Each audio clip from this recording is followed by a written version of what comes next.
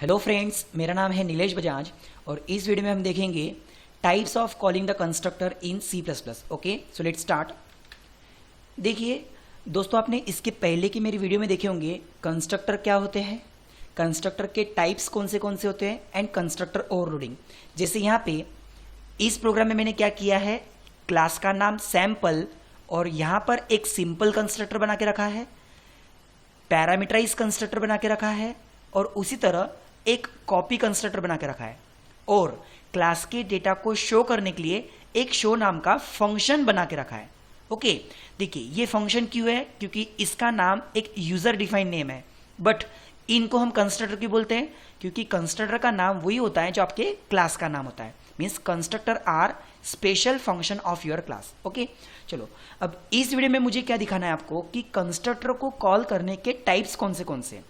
तो मैं आपको बता दूं, कंस्ट्रक्टर को कॉल करने के दो अलग अलग टाइप्स है। जैसे कि नंबर 1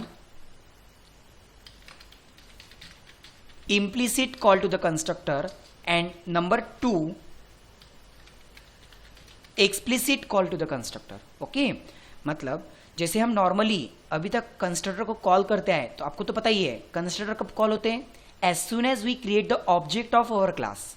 जबकि अगर कोई मेंबर फंक्शन है तो उसको कैसे कॉल करते हैं, ऑब्जेक्ट से। जैसे फॉर एग्जांपल मैं सपोज किसी क्लास का ऑब्जेक्ट बनाता हूं और फिर ऑब्जेक्ट से यूजिंग डॉट ऑपरेटर फिर हम किसी तो भी फंक्शन को कॉल करते हैं और कंस्ट्रक्टर कब कॉल होते हैं, as soon as you create the object of class, immediately उसका कंस्ट्रक्टर कॉल हो जाता।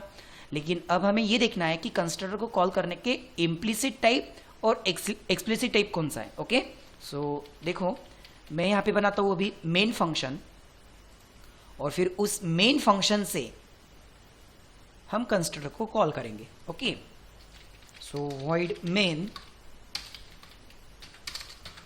सबसे पहले मैं यहां पे कर लेता हूं क्लियर स्क्रीन। ओके, नाउ अब मेरे क्लास का नाम क्या है, तो मेरे क्लास का नाम है सैम्पल। जैसे ही मैं सैम्पल क्लास का एक ऑब्जेक्ट बनाता हूं, as soon as we create the object उसका कंस्ट्रक्टर कॉलेंगा। लेकिन क्या मैंने इस ऑब्जेक्ट के साथ में कोई वैल्यू पास की, या कोई ऑब्जेक्ट पास किया, नहीं, तो इमीडिएटली कौन सा कंस्ट्रक्टर कॉलेंगा, as soon as we create the object without any value simple constructor get called. मतलब इसके थ्रू कौन सा कंस्ट्रक्टर कॉल हो गया, सिंपल कंस्ट्रक्टर, और ऑटोमेटिकली इसके पास में डेटा कौन सा आ गया, तो इसके x के पास में आ गया होगा वैल्यू 0 और उसी तरह इसके y के पास में वैल्यू आ गई होंगी 0, ताकि जब मैं ऑब्जेक्ट डॉट शो मतलब s1 dot show data call करूं, मतलब फंक्शन अगर मैं कॉल करूं तो मुझे आउटपुट क्या मिलेगा, s1 का डेटा 0 एंड s1 का डेटा जो y है वो भी 0। ओके, तो as soon as we create the object, अगर कंस्ट्रक्टर खुद ब खुद कॉल होता है, it is called implicit call to the constructor. इसको हम क्या बोलेंगे, implicit call to the constructor. हो सकता है आपको अभी ये टॉपिक ना समझे, लेकिन जब मैं एक्सप्लिसिट बताऊंगा तो आपको इम्प्लिसिट और एक्सप्लिसिट में डिफरेंस ध्यान में आएगा। ओके, तो once again as soon as we create the object constructor get called, और ये कौन सा कंस्ट्रक्टर कॉल हुआ, सिंपल कंस्ट्रक्टर। चलो अभी मैं यहाँ पे फिर से दूसरा ऑब्जेक्ट बनाता हूँ, लाइक सैम्पल क्लास का मैंने एक और ऑब्जेक्ट बनाया s2 और इसके अंदर मैं कुछ वैल्यू पास करता हूँ लाइक 10, 20, और आपको भी पता है as soon as we create the object with passing some values, तो वो पैरामीटराइज कंस्ट्रक्टर को कॉल करेगा और इनडायरेक्टली फिर s2 का जो डेटा है s2.x वो कितना रहेगा 10 एंड s2.y वो कितना रहेगा 20, इस तरह से, ताकि जब मैं ऑब्जेक्ट के थ्रू यानी s2 के थ्रू शो डेटा कॉल करूं तो मुझे आउटपुट क्या मिले, s2 का 10 एंड 20। ओके, अब यहां पर भी as soon as we create the object constructor खुद ब खुद कॉल हो रहा है, भले ही वो पैरामीटराइज कंस्ट्रक्टर कॉल हो रहा है, लेकिन as soon as we create the object और कंस्ट्रक्टर अगर खुद ब खुद कॉल हो रहा है तो इसको भी हम क्या बोलेंगे, ये भी कौन सा तरीका हुआ, implicit call to the constructor. Okay, now अब हम यहाँ पे बनाते हैं तीसरा ऑब्जेक्ट, लाइक सैम्पल मैंने तीसरा ऑब्जेक्ट बनाया s3 और इस तीसरे ऑब्जेक्ट में जो आपके पास में पहले से एग्जिस्टिंग ऑब्जेक्ट है s2 मैं उसको पास करता।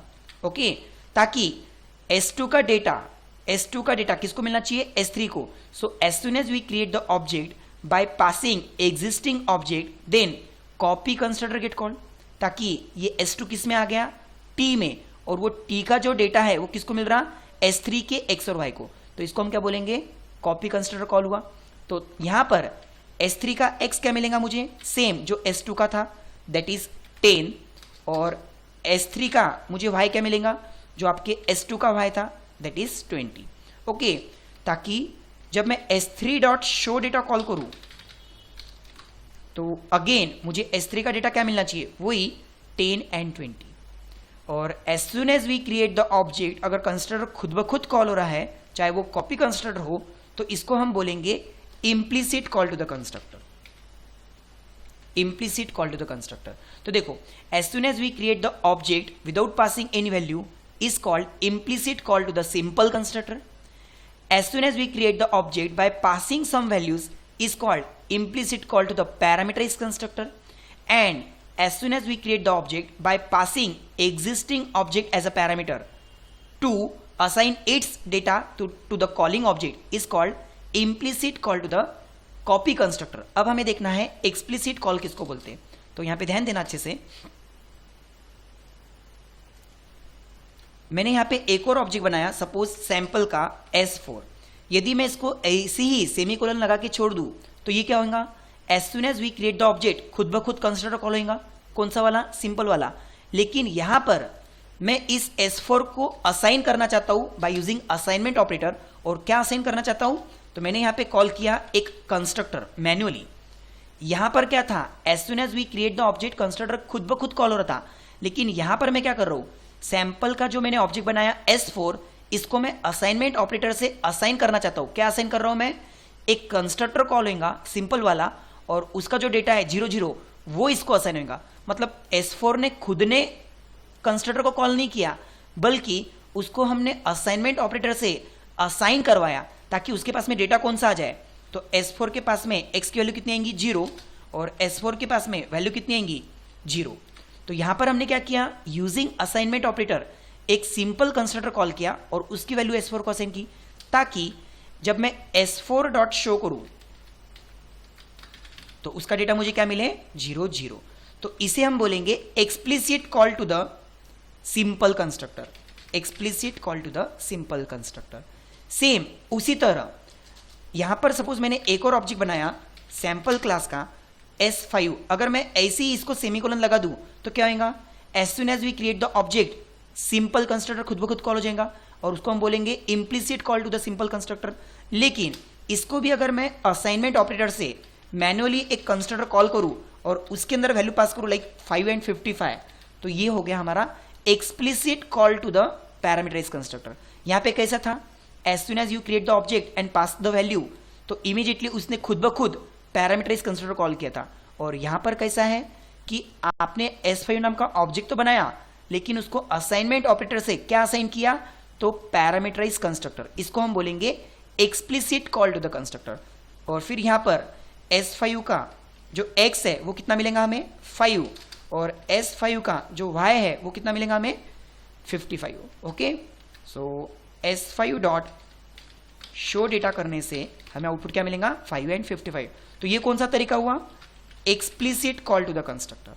सेम इसी तरह मैंने यहां पे सैंपल सपोज S6 नाम का ऑब्जेक्ट बनाया, और इक्वल्स टू इसको भी हम क्या कर रहे हैं, असाइन कर रहे हैं, एक मैन्युअली कंस्ट्रक्टर कॉल कर रहे हैं जिसके अंदर एग्जिस्टिंग जो ऑब्जेक्ट है S5 वो हम पास कर रहे हैं। मतलब ये वाला कंस्ट्रक्टर कॉल होगा मैन्युअली, मतलब कॉपी कंस्ट्रक्टर, और उसका पूरा डेटा किसको असाइन हो रहा है, S6 को, ताकि S6 के पास में किसका डेटा आ गया, S5 का। मीन्स S6 का जब हम x देखेंगे तो मुझे क्या मिलेगा, सेम 5, और S6 का जब हम y देखेंगे तो हमें क्या मिलेगा, 55।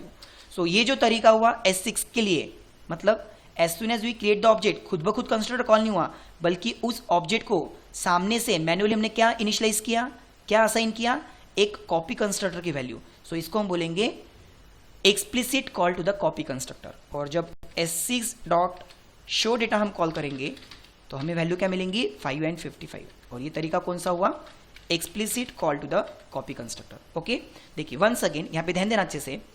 सबसे पहले as soon as we create the object constructor खुद ब खुद कॉल हुआ। कौन सा कंस्ट्रक्टर कॉल हुआ, सिंपल, तो इसको हम बोलेंगे implicit call to the simple constructor. Same as soon as we create the second object with value, तो कौन कॉल हुआ, पैरामीटराइज कंस्ट्रक्टर, इसलिए हमने इसको नाम क्या दिया, implicit call to the parameterized constructor. Similarly, as soon as we create the third object by passing existing object as a parameter, तो उसने किसको कॉल किया, कॉपी कंस्ट्रक्टर को, लेकिन खुद ने कॉल किया इसलिए इसको हम नाम क्या देंगे, implicit call to the copy constructor. But जब हमने S4 नाम का ऑब्जेक्ट बनाया तो इसको असाइनमेंट ऑपरेटर से हमने क्या असाइन किया, हमने एक सिंपल कंस्ट्रक्टर कॉल करके इसको असाइन किया ताकि उसको वैल्यू मिल जाए 0 0. तो जब हमने असाइनमेंट ऑपरेटर से उसको असाइन किया सिंपल कंस्ट्रक्टर, तो इसको हम बोलेंगे explicit call to the simple constructor. Similarly when we create object S5, इसको हमने असाइनमेंट ऑपरेटर से क्या असाइन किया, तो हमने असाइन किया उसको एक पैरामीटराइज कंस्ट्रक्टर, ताकि S5 ने खुद ब खुद कॉल नहीं किया बल्कि हमने मैनुअली एक पैरामीटराइज कंस्ट्रक्टर कॉल किया और वो असाइन किया S5 को, तो इसको हम बोलेंगे explicit call to the parameterize constructor. और यहां पर जब हमने एक्सप्लिसिटली कॉपी कंस्ट्रक्टर कॉल किया तो इसको हम बोलेंगे explicit call to the copy constructor. इसी को हम शॉर्टकट ऐसा भी लिख सकते थे, लाइक सैंपल क्लास का S6 और इक्वल्स टू S5. तो ये भी तरीका हुआ explicit call to the copy constructor का. ओके, सो आई होप आपको ये कंसेप्ट तो समझ में आया होगा. अब इसी चीज को हम देखते हैं प्रैक्टिकली. ठीक है, यानी ये जो मैंने आपको समझाया as a introduction, types of calling the constructor, implicit and explicit, अब इसी को हम देखते हैं प्रैक्टिकली. देखिए यहां पर मेरे पास में ऑलरेडी एक प्रोग्राम तैयार है जिसमें मैंने क्लास का नाम क्या लिया है, सैंपल, और ये सिंपल कंस्ट्रक्टर, ये पैरामीटराइज कंस्ट्रक्टर और नीचे का कॉपी कंस्ट्रक्टर. चलो, और डेटा शो करने के लिए यहाँ पे शो नाम का फंक्शन है. अब मेन प्रोग्राम में मुझे क्या करना है, सिर्फ मुझे क्या करना है, यहाँ पे सबसे पहले मैंने किया क्लियर स्क्रीन और सैंपल क्लास का मैंने ऑब्जेक्ट बनाया. As soon as we create the object, constructor खुद ब खुद कॉल हो जाएगा. देखो गेट ch. ओके, सो यहाँ पे डबल मेन फंक्शन हो गया है. ओके ओके, सो देखिए it is simple constructor, but as soon as we create the object, constructor खुद ब खुद कॉल हुआ. बट अगर यही मुझे एक्सप्लिसिटली देखना हो तो सैंपल, मैंने यहाँ पे S2 इक्वल्स टू इसको असाइन करवा रहा हूं सिंपल कंस्ट्रक्टर से. देखो दोनों बार आउटपुट क्या आएगा, it is simple constructor, it is simple constructor. But ये कौन सा तरीका हुआ, implicit call to the constructor, और ये कौन सा तरीका हुआ, explicit call to the constructor. देखिए, और जब मैं दोनों का डेटा शो करूंगा तो आउटपुट क्या आएगा, like S1 dot show data, तो इसका भी data 0 0, and S2 dot show data, तो इसका भी डेटा 0 0. देखो ओके, नाउ अब मुझे देखना है पैरामीटराइज कंस्ट्रक्टर के लिए, तो मैंने यहाँ पे सैंपल का एक S3 ऑब्जेक्ट बनाया जिसमें मैंने वैल्यू पास की लाइक 10, 20. तो ये हो गया ये हो गया implicit call to the parameterize constructor. और सेम मैंने यहाँ पे एक और ऑब्जेक्ट बनाया S4 और इक्वल्स टू इसको असाइन किया कंस्ट्रक्टर कॉल करके मैनुअली, जिसमें मैंने वैल्यू पास की 5 और 55. सो एक कौन सा तरीका हुआ कि ऑब्जेक्ट ने खुद ब खुद पैरामीटराइज कंस्ट्रक्टर को कॉल किया, तो वो हुआ implicit call to the parameterize constructor, और ये हुआ explicit call to the parameterize constructor. देखिए इट इज पैरामीटराइज. और जब हम इनका डेटा शो करेंगे like S3 dot show data, तो डेटा क्या आना चाहिए 10 और 20. Same S4 dot show data, तो डेटा क्या आना चाहिए 5 और 55. ठीक है, देखिए ओके. नाउ अब copy constructor. So sample class का मैंने एक ऑब्जेक्ट बनाया S5 और इसके अंदर पास किया existing object like suppose S3. Okay, so as soon as we create the object by passing the values, by passing object, as soon as we create the object by passing existing object, कौन call होगा, copy constructor. But ये कौन सा तरीका हुआ, implicit. और same sample का मैंने एक और ऑब्जेक्ट बनाया S6 इक्वल्स टू, इसको असाइन किया एक मैनुअल कंस्ट्रक्टर कॉल करके जिसमें मैंने पास किया S4. सो यहां पर क्या हो रहा है, as soon as we create the S5 by passing the S3, implicit call to the copy constructor, और यहां पर S6 को असाइन किया गया by calling copy constructor, तो इसको बोलेंगे explicit call to the copy constructor. Okay, देखिए ओके, ताकि जब मैं यहां पे S5 डॉट शो करूं तो मुझे डेटा क्या मिले, जो भी S3 का होगा, और S6 डॉट जब मैं शो करूं तो मुझे डेटा क्या मिले, जो भी हमारे S4 का होगा. ओके, सो आई होप आपको ये कंसेप्ट समझ में आया होगा. देखिए इसका आउटपुट